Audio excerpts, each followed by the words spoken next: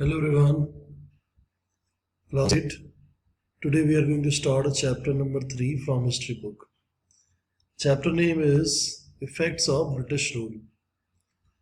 अब east India company आई तो यहाँ पे केवल ट्रेड करने के लिए थी, लेकिन धीरे धीरे उन्होंने यहाँ पे रूल करना शुरू कर दिया.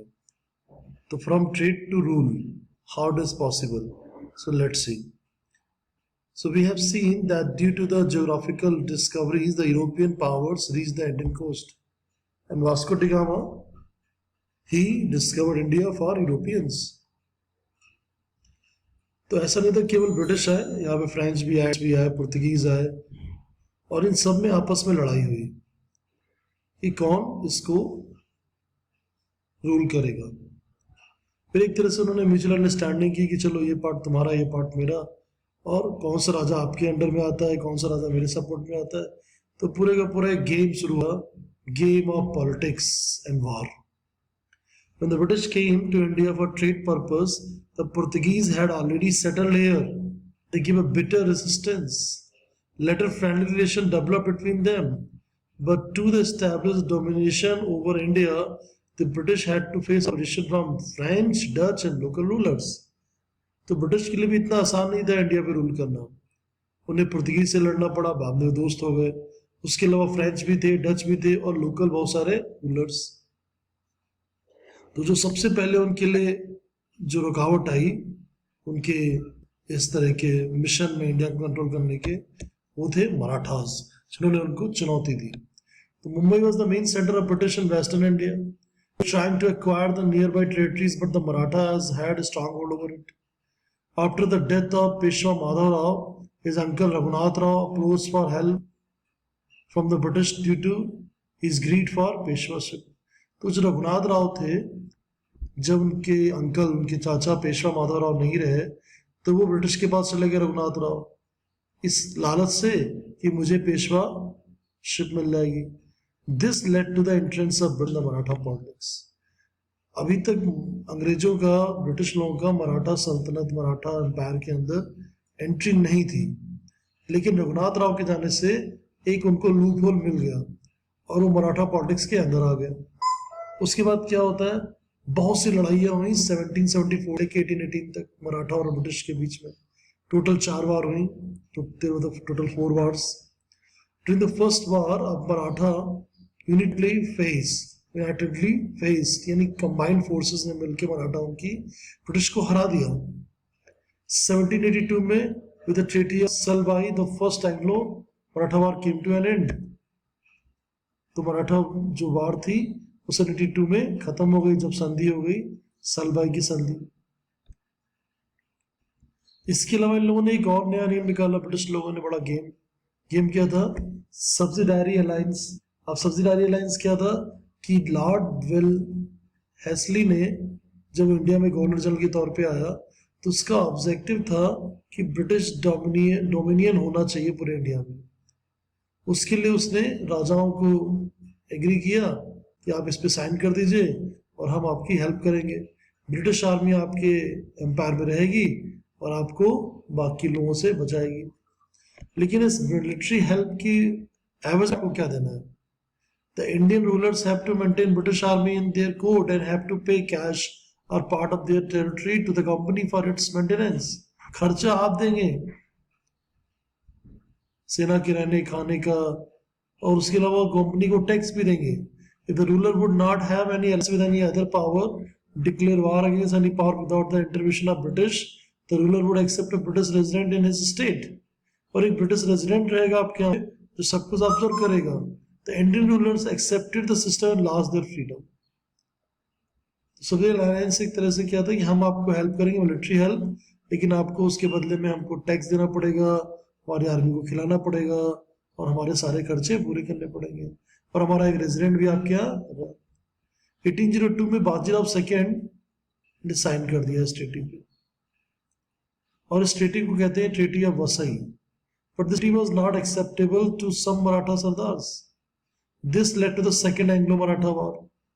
After the victory of Maratha,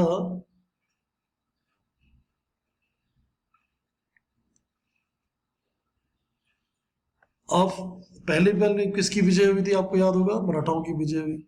लेकिन इस वाले सेकेंड एंग्लो मराठा वार में ब्रिटिश की ऐड हो गई, ब्रिटिश की जीत हो गई, ऐड हो गई उनके खाते में।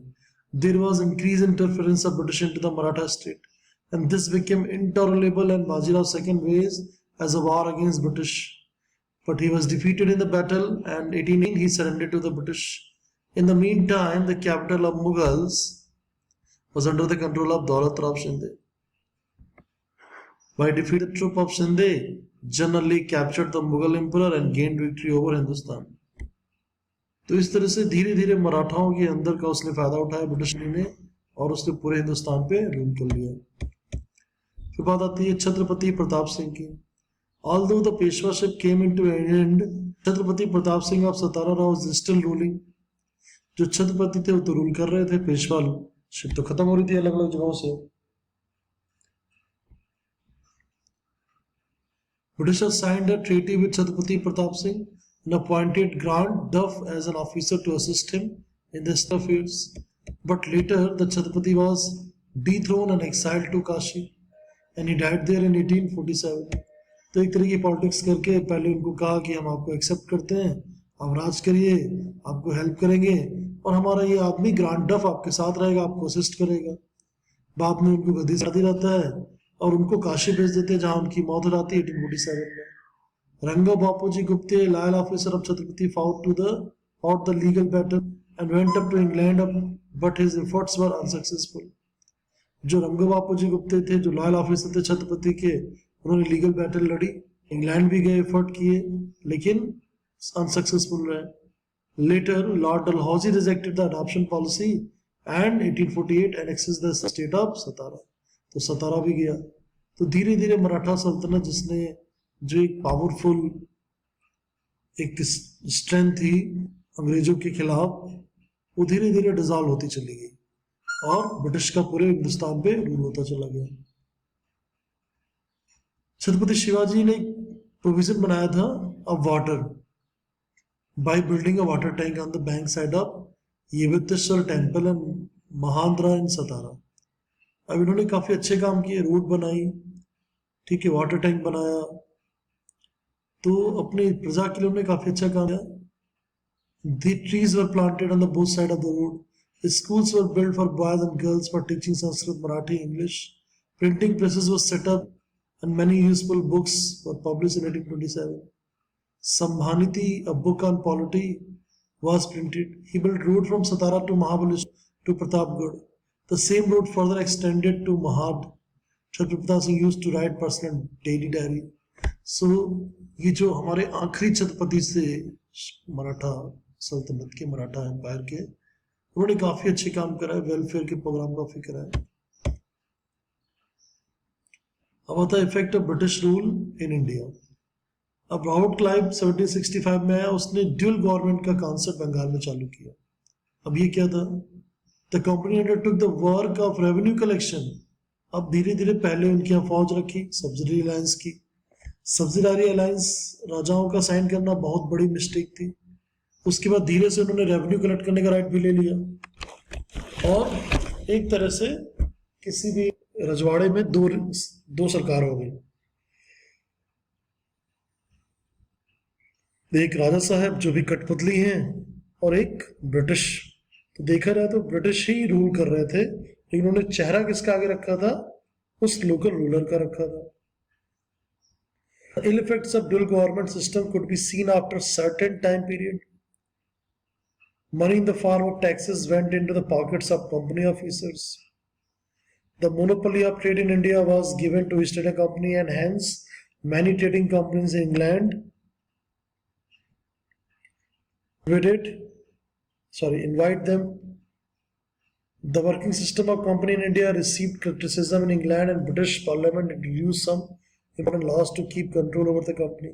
अब कंपनी इतनी पावरफुल होती चली जा रही थी कि रेवेन्यू भी वो कलेक्ट कर रही है, आर्मी भी उसकी है में, और कहने को राजा पर्टिकुलर राजा साहब है जो एक कठपुतली है, एक पपेट रूलर है, क्योंकि कंपनी की आर्मी है, कंपनी ही रेवेन्यू कलेक्ट कर रही है, सारा पैसा जा रहा है कंपनी के खाते में और राजा साहब का जो खजाना है खाली हो रहा है। उनको पेंशन मिल रही है एक तरह से, बस केवल एक सैलरी मिल रही है। तो एक तरह से वो भी क्या हो गए, गुलाम होते चले गए, राजा लोग स्लेव होते गए। बस उन्हें पेंशन मिली, खाओ पियो और पड़े रहो, ज्यादा गवर्नमेंट रूलिंग की टेंशन मत लो। लेकिन इन बातों की जो गूंज थी वो पार्लियामेंट तक गई, ब्रिटिश पार्लियामेंट तक। उन्होंने कुछ रूल बनाए, कुछ लॉज बनाए कि कंपनी इतना ज़्यादा आउट ऑफ कंट्रोल नहीं होगी। फिर पार्लियामेंट्री लॉज का इम्प्लीमेंट होता है, लेकिन इसको हम लोग नेक्स्ट टाइम डिस्कस करेंगे। तो आज हम लोगों ने बेसिक समझा है कि कैसे British east India company India में आती है और धीरे धीरे सब्सिडायरी अलायंस, फिर जो ड्यूल गवर्नमेंट का कॉन्सेप्ट था रॉबर्ट क्लाइव ने जो दिया, और ये जो सब्सिडायरी अलायंस किसका कॉन्सेप्ट था, ये वेल्सले का था, लॉर्ड वेल्सले। और लॉर्ड इन सब की वजह से धीरे धीरे इंडिया पूरा ब्रिटिश कंट्रोल में चला गया।